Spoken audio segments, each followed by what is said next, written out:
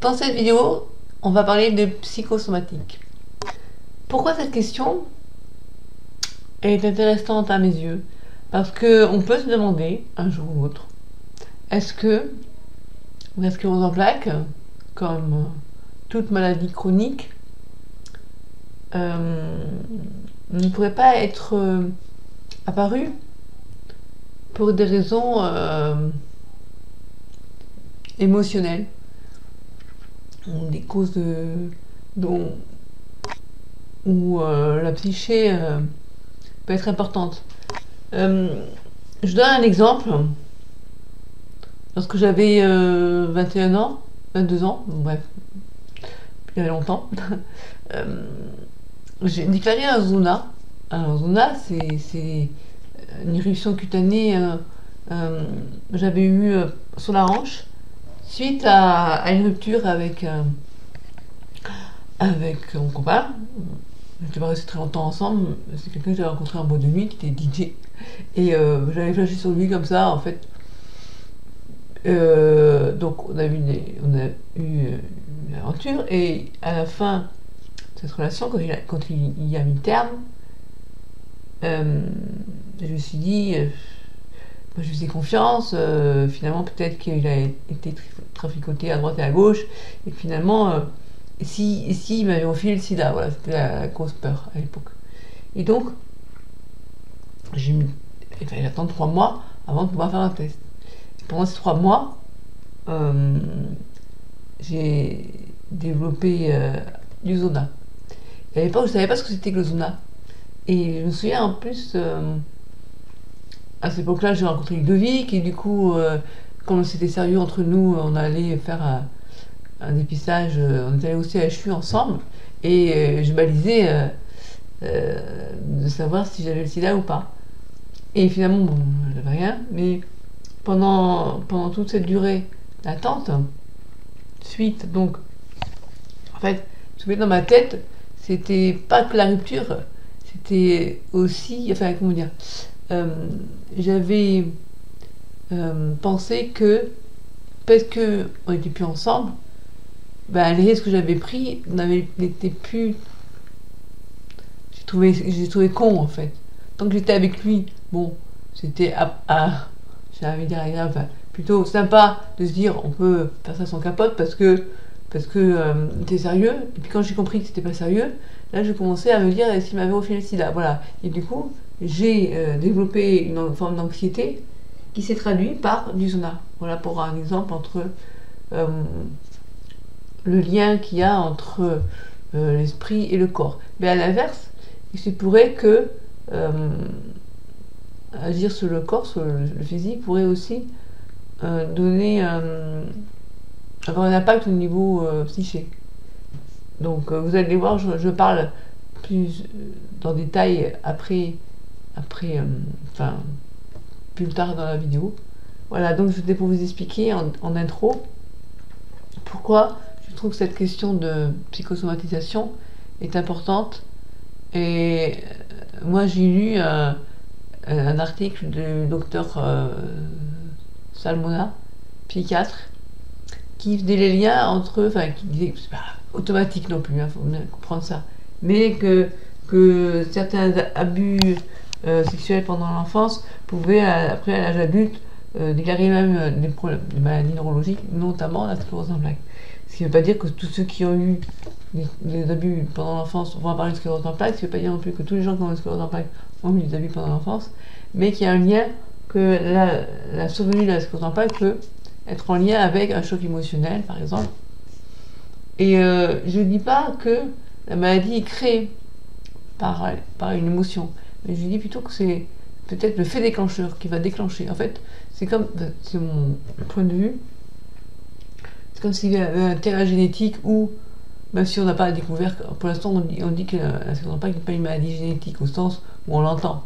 C'est-à-dire que les parents peuvent donner la maladie à leurs enfants. Mais moi je pense qu'il y a un terrain favorable, propice à développer au fil du temps des maladies neurodégénératives. Ma mère a eu la SLA, ma grand-mère a eu Alzheimer, moi j'ai la sclérose en plaques.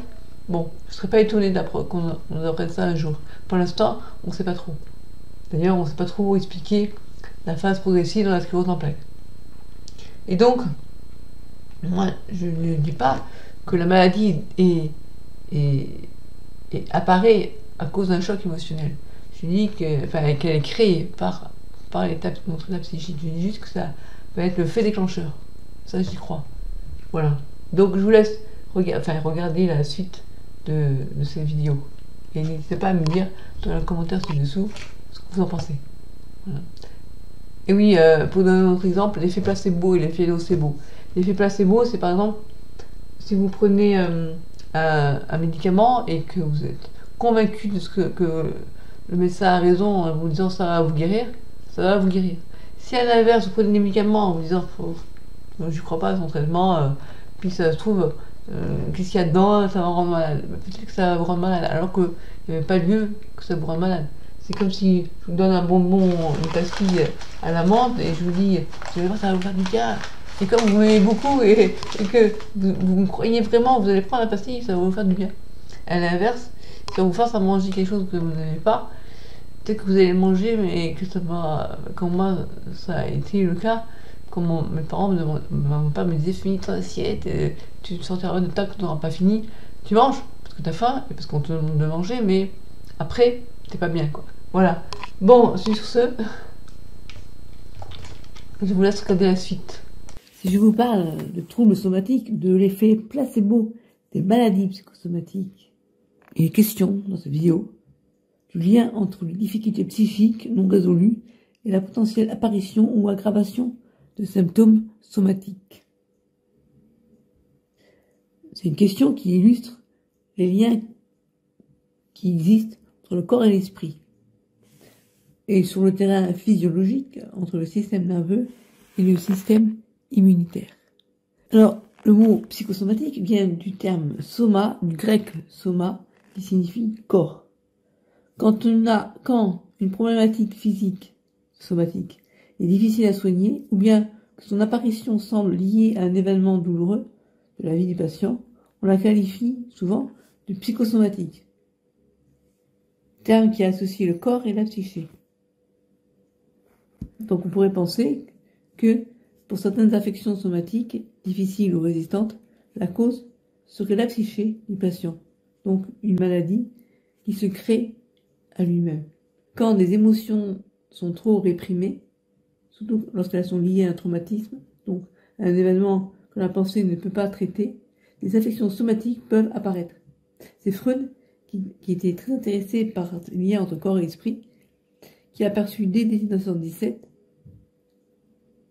ce qu'il appelle le saut mystérieux que fait le psychique dans l'organique. Il faut savoir que dès le 5e siècle avant Jésus-Christ, Hippocrate faisait le lien entre psyché et soma. La maladie est vue comme une réaction globale de l'individu, et le but de la thérapeutique est de retrouver l'harmonie perdue.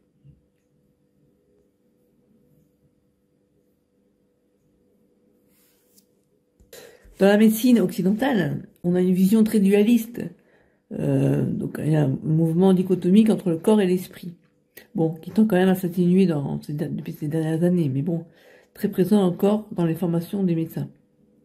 Il existe la médecine chinoise, ou bien la médecine ayurvédique, qui, eux, postulent que toutes les problématiques somatiques trouvent leur racine dans des pensées ou des émotions mal intégrées ou mal traversées. Chaque organe représentant une émotion. Le rein, la peur, le foie pour la colère, etc. Le terme psychosomatique est utilisé pour la première fois en 1818 par un psychiatre allemand, Johann Heinroth, Heinroth.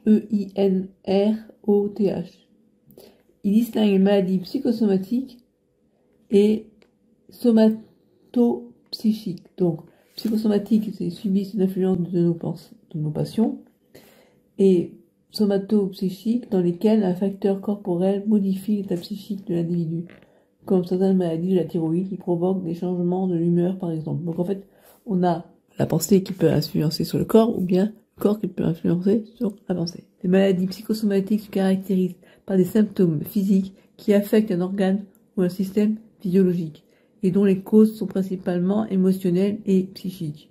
Il est courant de différencier les maladies psychosomatiques, comme la maladie de Crohn, la fibromyalgie, les malades psychosomatiques qui présentent une aptitude à la somatisation des conflits psychiques ou des traumatismes, ou du traumatisme, des aspects psychosomatiques qui existent dans toute maladie. De nombreuses études, notamment l'évolution des cancers, montrent aujourd'hui que les maladies sont aggravées par les émotions négatives. Le stress et les états de forte anxiété, par exemple, ont une action psychosomatique évidente. Cependant, il n'est pas démontré qu'une problématique psychique peut, à elle seule, provoquer une pathologie physique. Voilà, ça c'était intéressant.